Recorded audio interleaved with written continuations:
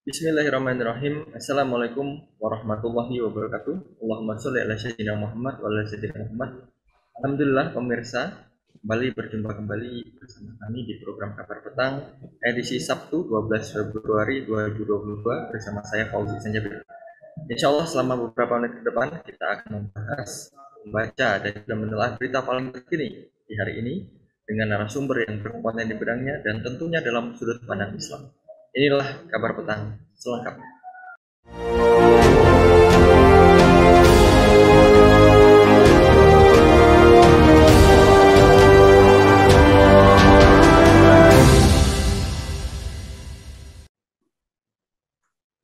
Uni Afrika mengutuk gelombang berita militer baru ini yang membuat 4 negara anggotanya diskors dalam setahun. Ini adalah pertama kalinya tindakan seperti itu dilakukan terhadap begitu banyak negara dalam periode 12 bulan. Kondisi terkini memicu kekhawatiran tentang apa yang digambarkan pejabat tingginya sebagai kemunduran demokrasi. Pemberontakan adalah salah satu isu utama yang diangkat pada pertemuan puncak 2 hari yang lalu. Meskipun para pemimpin dan seluruh benua juga terjebak dalam diskusi panas mengenai hubungan Uni Afrika dengan Israel, kurang dari 2 minggu sebelum KTT dimulai, tepatnya Sabtu 5 Februari 2022, Burkina Faso menjadi negara keempat yang diskors oleh Afrika. Setelah tentara yang tidak puas menggulingkan Presiden Roch-Marc Christian Kabore, siapa sebenarnya yang menjadi dalang di belakang kudeta di negara-negara Afrika? Apakah kudeta ini memiliki hubungan dengan pertarungan internasional di negeri tersebut? Dan apakah kudeta adalah bukti kegagalan demokrasi? Alhamdulillah, untuk membahasnya kami terhubung dengan Bung Hasbi Aswa, pengamat hubungan internasional. Assalamualaikum warahmatullahi wabarakatuh, Bung Hasbi. Wassalamualaikum warahmatullahi wabarakatuh. Alhamdulillah, sehat Bung Hasbi? Sehat, Bung Ihsan. Alhamdulillah, Bung Hasbi, berbicara terkait dengan Afrika. Sebenarnya siapa yang ada di belakang kudeta di negara tersebut, Bung Hasbi? Baik, bismillahirrahmanirrahim. Assalamualaikum warahmatullahi wabarakatuh. Para pemirsa Khilafah Channel News sekalian, beberapa waktu terakhir ya, ini wilayah Afrika saya kira adalah wilayah yang jarang sekali kita lihat gitu, dan jarang sekali muncul di media-media kita gitu, apalagi media nasional. Dan kalau bicara mengenai negara Afrika itu, kesan yang kita dapatkan itu adalah wilayah ini adalah wilayah yang terbelakang, rentan konflik, wilayah yang rentan dalam semua aspek gitu, kemiskinan, kelaparan, kesehatan yang buruk, politik yang tidak stabil.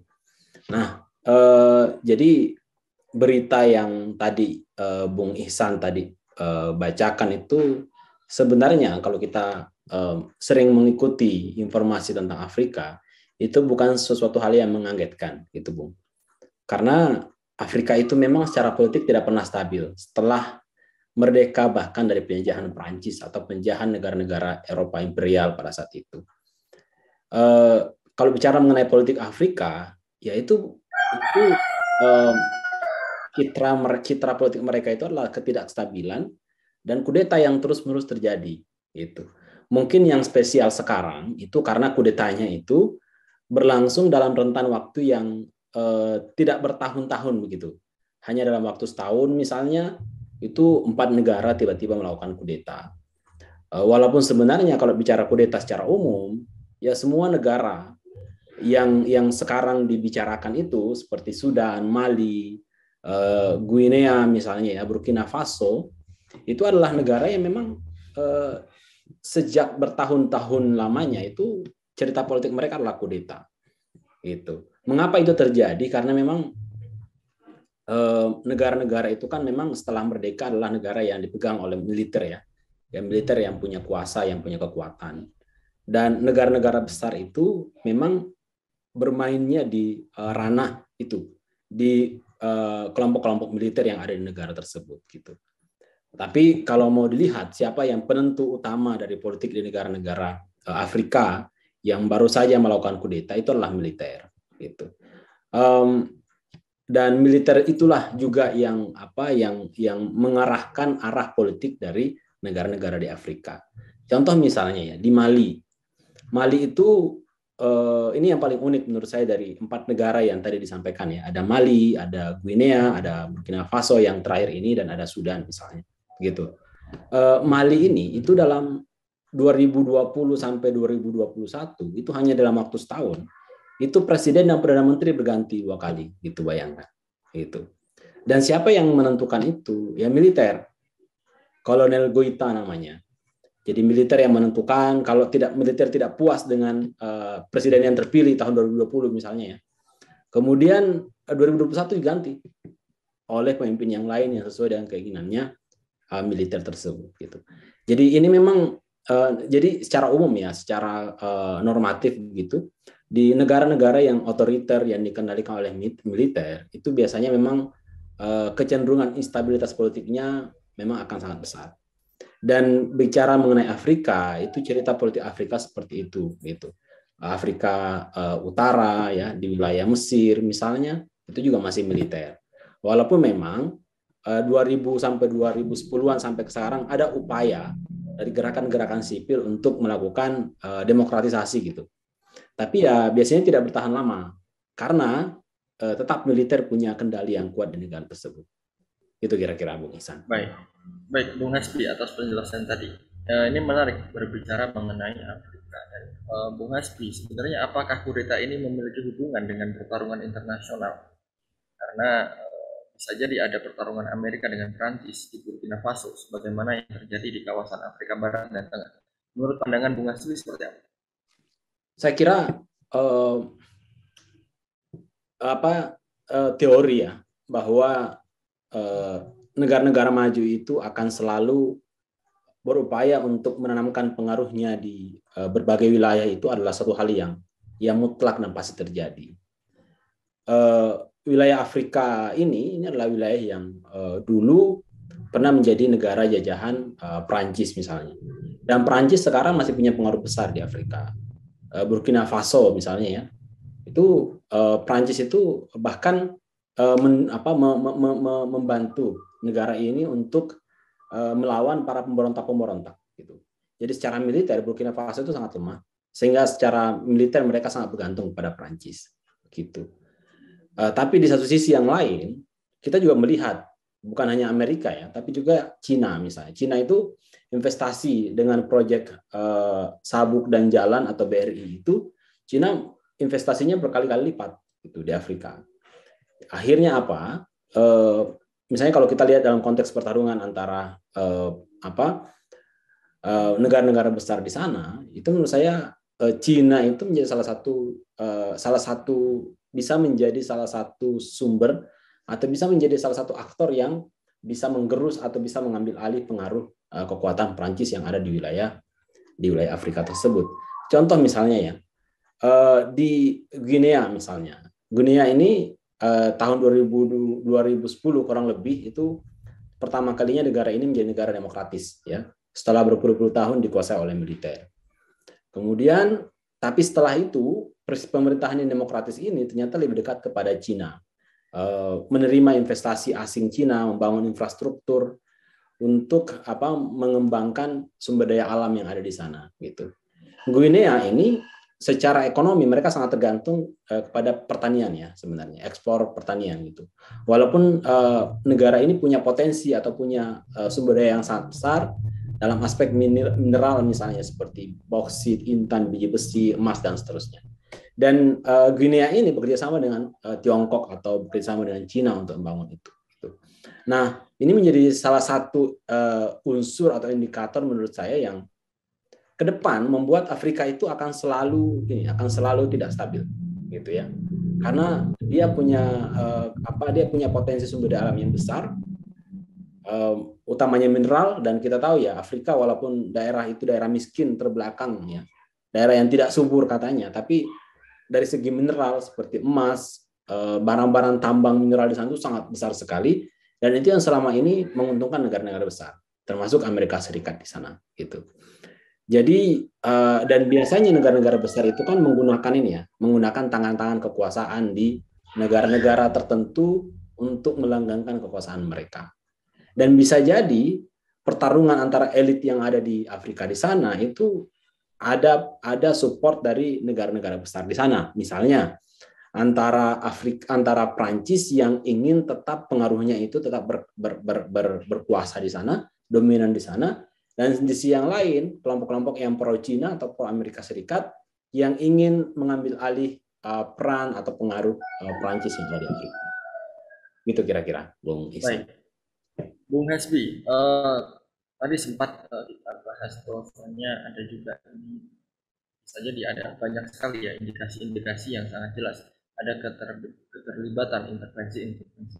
Nah pertanyaannya, aksi-aksi kekerasan dan juga serangan dari kelompok-kelompok bersenjata, apakah ada indikasi intervensi Amerika di balik itu semua, Bung Hasbi? Baik, kelompok bersenjata khususnya di Burkina Faso ya, itu kabarnya kan begini. Kelompok bersenjata itu digerakkan oleh kelompok-kelompok Islam katanya gitu, seperti ISIS atau Al-Qaeda, dan itu menyeberang ya. Jadi wilayah misalnya Burkina Faso ya, termasuk Mali itu adalah wilayah yang bertetangga gitu, dan kedua negara ini berhadapan dengan kelompok-kelompok pemberontak gitu. Dan di sisi yang lain, negara ini itu secara militer sangat lemah sekali, sehingga otomatis mereka harus mengambil support dari negara-negara besar. Mali misalnya ya, Mali itu pernah sempat misalnya meminta bantuan ke Perancis, tapi kemudian akhirnya meminta bantuan ke Rusia, dan gara-gara itu akhirnya pemimpinnya dikudeta. Burkina Faso juga sama. Kenapa pemerintah Presiden Roch Marc Kabore itu kemudian diruntuhkan oleh kota militer? Ya karena apa yang kita baca, apa yang kita dapatkan itu militer tidak puas dengan kepemimpinan dari Kabore yang katanya tidak bisa menjamin keamanan. Tapi sebenarnya yang menjadi problem mendasar menurut saya di Burkina Faso itu karena memang ya negara ini tidak bisa independen gitu, dan tidak punya kekuatan yang cukup memadai untuk menghadapi kelompok-kelompok kriminal ataupun para pemberontak gitu. Jadi kalau misalnya ada dalang di balik itu ya negara-negara besar misalnya, maka ya itu sangat mungkin terjadi gitu ya, karena kita juga sering mendengar atau membaca sejarah ya bahwa negara-negara maju itu kadang-kadang menggunakan tangan-tangan para oposisi, para pemberontak untuk memperjuangkan kepentingan mereka di sebuah negara. Seperti misalnya Amerika Serikat di Kurdi ya, Kurdi mendukung kelompok Kurdi di Irak misalnya. Kemudian Amerika Serikat mendukung kelompok-kelompok pejuang yang anti Cina misalnya di wilayah Taiwan, Hong Kong, atau misalnya di wilayah Xinjiang. Termasuk juga di Indonesia kita pernah punya sejarah. Amerika Serikat di era Soekarno mendukung kelompok pemberontakan PRI Permesta misalnya di Sumatera Barat gitu. Nah, ini adalah fakta yang kita bisa lihat bahwa negara-negara besar itu bisa saja menggunakan atau meminjam tangan-tangan pemberontak untuk mendelegitimasi kekuasaan atau pemerintahan yang berkuasa gitu. Cuman begini, saya kira untuk bisa menilai ya, Bung Ihsan, apakah betul misalnya Amerika bermain di balik kudeta di Burkina Faso, itu kita tinggal melihat gitu siapa pemimpin yang terpilih misalnya, atau kelompok militer yang mengambil alih kekuasaan itu adalah kelompok militer yang berada di pihak siapa. Jadi menurut saya kita penting untuk mencari tahu dia berada di pihak siapa dan dia kecenderungannya bermain di pihak siapa gitu. Kalau bicara Sudan ya, Sudan itu kalau saya lihat Sudan itu memang dari dulu, bahkan sejak kepemimpinan Omar al-Bashir 30 tahun ya, 89 sampai 2019 itu memang walaupun menyatakan diri sebagai negara yang bersyariah, yang hukum yang diterapkan adalah syariat Islam, tapi dari sisi ekonomi politik Sudan itu sangat tergantung kepada Amerika, IMF, World Bank, dan seterusnya. Jadi misalnya di Sudan itu pasca 2019, misalnya ada kudeta tahun kemarin ya, 2021 ya kalau tidak salah, kudeta di Sudan. Ya ini murni masalah domestik saja, murni ketidakrelaan militer untuk berbagi kekuasaan dengan sipil. Karena militer sudah sedemikian lama itu mendapatkan keuntungan ekonomi politik dari kekuasaan di bawah Omar al-Bashir gitu. Nah, kan tahun 2019 itu kan ada kesepakatan, ada apa namanya, ada konstitusi sementara kan. Intinya berbagi kekuasaan antara militer dan sipil gitu. Ada presentase-presentasenya. Yang intinya sebenarnya ya mengalihkan kekuasaan kepemimpinan itu dari militer ke sipil. Nah, sayangnya militer nampaknya tidak rela ketika kekuasaan mereka dilucuti yang mereka nikmati selama puluhan tahun gitu. Nah, akhirnya tahun 2021 kemarin, 25 Oktober baru saja Perdana Menteri yang Perdana Menteri Abdullah Hamdok ya, seorang perwakilan sipil itu dikudeta oleh Fatah Al-Burhan gitu. Nah, kalau misalnya dalam konteks Sudan, apakah ada pertarungan antara negara besar? Sebenarnya ya tidak ada. Kalau saya lihat gitu. Yang ada malah ya itu murni domestik antara militer dan sipil.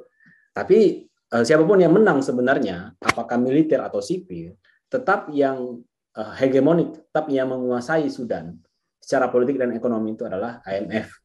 Dan kita tahu ya, IMF itu dibaliknya adalah Amerika Serikat sebagai donatur terbesarnya. Itu kira-kira. Baik, terima kasih Bung Hasbi. Masih berbicara terkait dengan intervensi dari IMF dan juga lain-lain. Pertanyaannya Bung Hasbi, apakah benar ini negara-negara imperialis pada saat mereka tidak menduduki waktu negara secara langsung, mereka itu akan bekerja mengadakan pengaruhnya melalui para agen-agennya di berbagai bidang politik, militer, ekonomi, budaya, media, dan bidang-bidang vital yang akhirnya berpengaruh juga di negara tersebut. Iya, kalau bicara aspek yang paling vital di negara, yang paling vital kan sebenarnya militer ya, Bung Ihsan ya. Saya kira semua orang sepakat dengan itu gitu. Makanya kenapa kudeta itu selalu militer kan? Ada tidak kudeta sipil? Gitu, nggak ada kudeta sipil gitu. Malah yang ada adalah revolusi. Revolusi itu beda dengan kudeta. Kalau revolusi itu kan gerakan rakyat, gerakan massa, seperti misalnya Mesir ya. Mesir tahun 2011 itu melakukan reformasi politik, Arab Spring. Naiklah Mursi sebagai presiden. Tapi 2012-2013 Mursi dikudeta. Ada dua perubahan dalam waktu yang berdekatan. Tapi jenis perubahannya beda kan. Ada reformasi atau tanda kutip revolusi yang digerakkan oleh rakyat, dan ada kudeta. Dan kudeta itu memang selalu dilakukan oleh militer. Nah, kenapa militer punya kekuatan melakukan kudeta? Ya karena mereka punya kekuatan yang real, militer, peralatan-peralatan bersenjata, gitu. Ini kalau dalam konteks Mesir misalnya gitu ya, dalam konteks Mesir itu secara militer itu Amerika punya kekuatan yang kuat di sana, yang kekuatan yang efektif di Mesir melalui militer. Gitu. Kalau bicara Mesir ya, misalnya di Mesir itu, Mesir adalah negara kedua di Timur Tengah yang mendapatkan bantuan militer terbesar setelah Israel misalnya. Nah, kenapa Amerika menganggap militer Mesir penting? Ya karena memang yang punya kekuasaan real di masyarakat itu adalah militer. Sama juga dengan Turki. Sama juga dengan Sudan misalnya. Mali, Guinea, ya termasuk Burkina Faso, saya kira negara-negara besar seperti misalnya Prancis lah gitu di Burkina Faso ya, itu pengaruh kekuatan secara militer itu kuat di sana gitu. Menurut saya malah variabel atau unsur yang paling penting, yang paling strategis dalam sebuah negara itu adalah militer. Setelah militer dikuasai atau setelah militer itu tunduk, nah baru masuk secara ekonomi gitu. Jadi ini dua hal yang menurut saya sangat penting. Nah, kalau bicara mengenai media, budaya itu bicara mengenai legitimasi. Ya. Bicara mengenai legitimasi. Tapi biasanya negara-negara besar itu masuk dulu dalam aspek militer dan ekonomi kedua negara biasanya. Gitu. Dan saya kira pendekatan Amerika Serikat misalnya gitu ya. Kalau kita baca dalam banyak literatur itu dijelaskan memang bahwa cara-cara Amerika sampai sekarang juga kurang lebih sama, dan itu juga diikuti oleh Cina. Gitu. Mereka masuk dengan membawa duit, membawa dana. Bahkan dalam studi kami di hubungan internasional itu sampai ada sebuah istilah dalam diplomasi ya yang disebut sebagai dolar diplomasi. Diplomasi dolar maksudnya apa? Ya merayu negara lain atau membujuk negara lain supaya ikut kepada kepentingan politik kita melalui pemberian uang pada mereka. Gitu. Nah, apakah itu terjadi di negara-negara Afrika? Terjadi. Saya misalnya mencari ya, semua negara yang melakukan kudeta itu, seperti Sudan, Mali, Guinea, Burkina Faso, walaupun memang Prancis punya pengaruh di negara-negara itu misalnya, tapi IMF itu juga masuk di negara tersebut. Gitu. IMF, World Bank, di Mali, di Sudan, apalagi ya, Sudan itu bahkan sempat beberapa kali. Sampai sekarang saya kira Sudan itu masih tetap minus itu, tidak bisa bayar, gagal bayar sama IMF gitu, ke IMF. Guinea juga sama, Burkina Faso juga sama. Gitu. Kalau bicara IMF, siapa yang ada di belakangnya? Nggak mungkin Prancis kan, nggak mungkin Inggris kan, pastinya adalah Amerika Serikat. Gitu kira-kira, Bung Ihsan. Baik. Baik, Bung Hasbi, berbicara terkait dengan kudeta, apakah sebenarnya kudeta ini menjadi bukti kegagalan demokrasi, Bung Hasbi? Kudeta adalah bukti kegagalan demokrasi. Ya, kalau kita hitung demokrasi di Afrika itu masih sangat muda sekali. Istilahnya itu ya seumur jagung gitu ya, misalnya. Saking mudanya gitu. Pemimpin-pemimpin yang terpilih itu ya baru sekitar 10 tahun. Apalagi di Sudan itu, Sudan baru 3 tahun kan. Gitu. Malah kalau saya ingin menyoroti ini misalnya ke Afrika, ya kita cuma bisa bilang begini, bahwa yang ini adalah warisan kolonial sebenarnya. Kolonial itu kan mereka tidak peduli ya, negara jajahan mereka itu di masa depan itu maju atau tidak, yang penting kekayaan kita itu bisa kita dapatkan. Gitu. Afrika itu kan sebenarnya tidak miskin dari segi sumber daya alam. Mereka punya banyak etnis di sana. Nah, cuman karena warisan kolonial lah yang menciptakan berbagai macam problem di sana gitu. Setelah negara-negara itu merdeka, diberikan utang, dibuat ketergantungan, gitu. Melalui dana-dana pribadi dari negara tertentu, misalnya dari Prancis, dari Inggris, atau dari Amerika, atau melalui organisasi-organisasi internasional. Nah, jadi sampai hari ini kondisinya Afrika begitu. Makanya cerita tentang Afrika itu cerita negatif semua gitu loh. Jadi kalau mengukur apakah ini demokrasi, menurut saya demokrasi kan baru berapa tahun gitu ya, dan ya kalau kita ingin menilai demokrasi Afrika mungkin belum bisa gitu, kita belum bisa menilai atau mengukur. Cuman memang kalau kita prediksi seandainya Afrika misalnya menjadi negara yang stabil dan demokratis, bisa menjadi negara yang demokratis 20-30 tahun seperti kita ya, 20 tahun demokrasi gitu, ya tetap juga sama kondisinya gitu.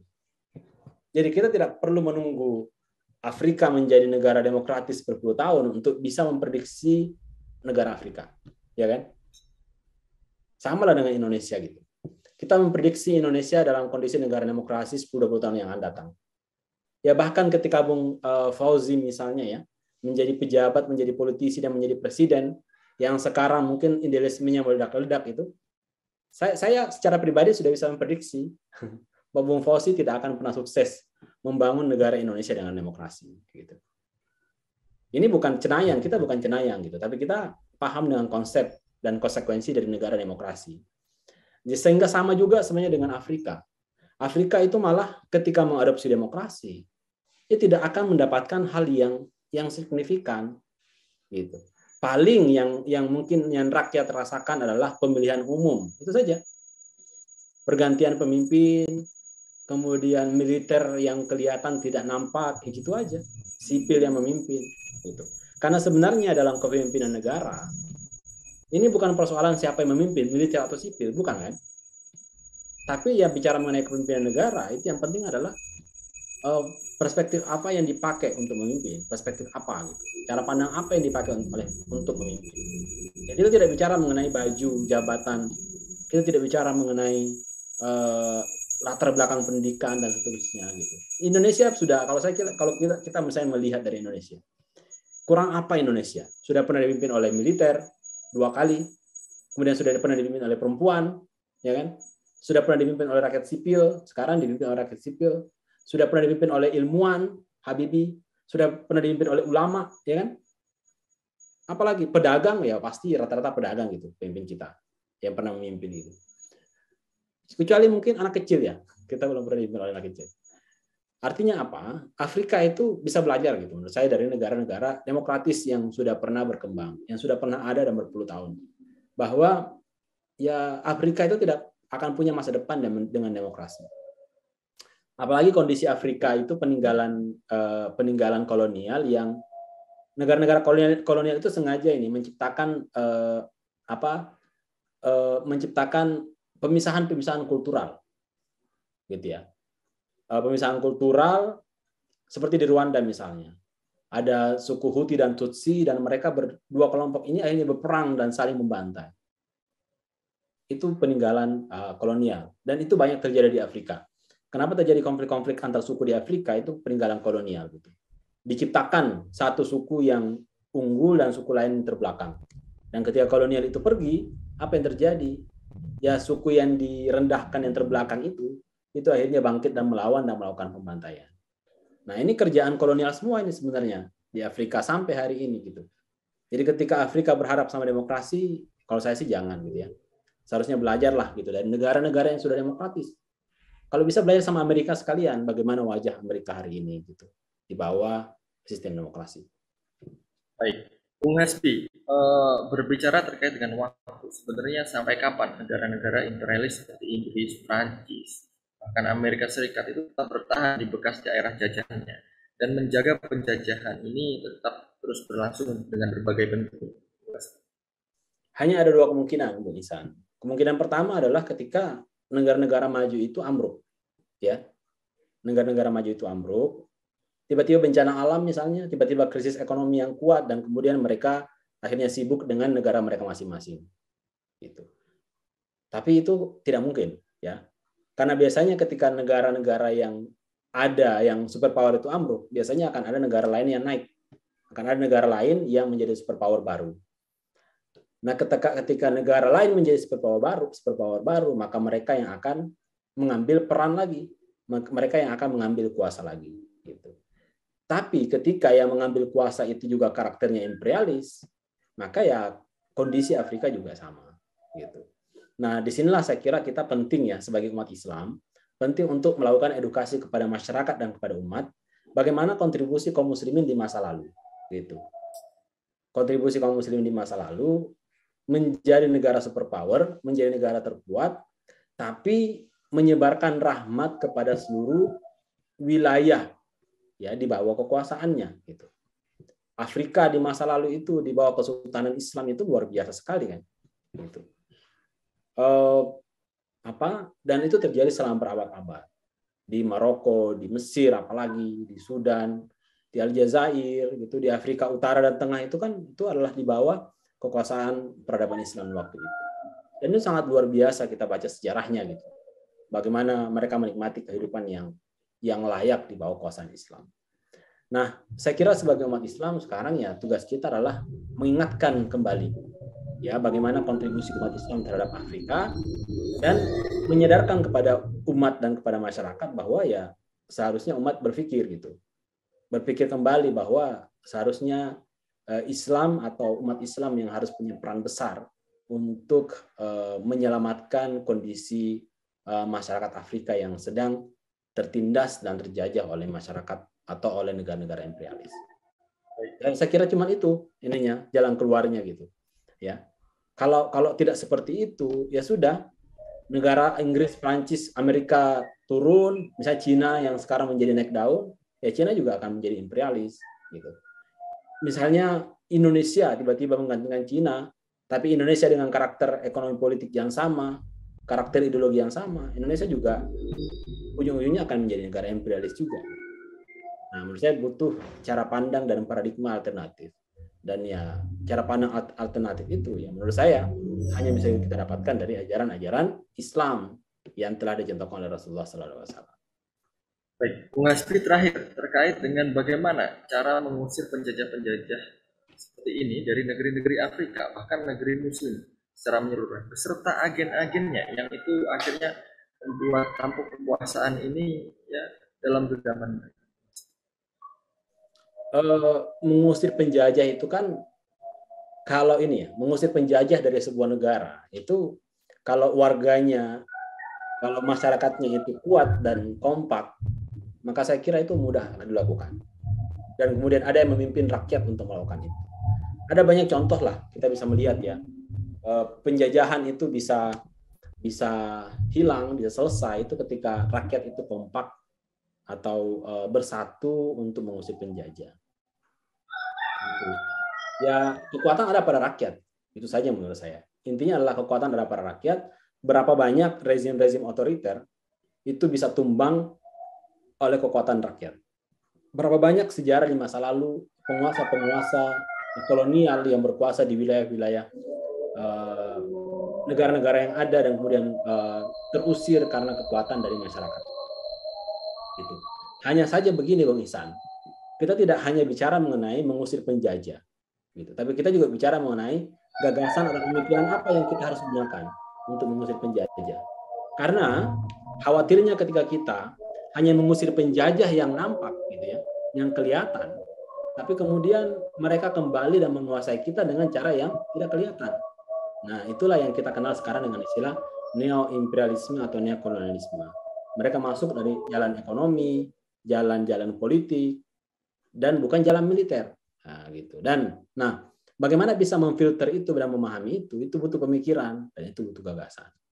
Gitu. Tapi intinya, sekuat apapun gagasan kita, tapi kalau kita tidak bersama dengan masyarakat, maka kita tidak bisa punya kekuatan apa-apa. Oleh karena itu, masyarakat itu adalah unsur yang sangat penting yang harus kita sadarkan supaya masyarakat itu bisa bersama dengan kita dan mengusir penjajah bersama-sama. Gitu kira-kira. Baik, terima kasih Bung Mesbes selaku pengamat hubungan internasional. Alhamdulillah pemirsa, kabar petang telah kita selesaikan diskusi kita dan membaca menelah berita di sore hari ini, dan insya Allah kita jangan lupa akan bertemu kembali di waktu yang sama dan juga di channel yang sama. Jangan lupa subscribe, like, dan juga komen, berikan komentar terbaik dan juga share kali ini agar menjadi pahala jariah bagi Anda semua. Akhirnya saya Fauzi Zanjabir bersama kru yang bertugas mohon undur diri. Wassalamualaikum warahmatullahi wabarakatuh.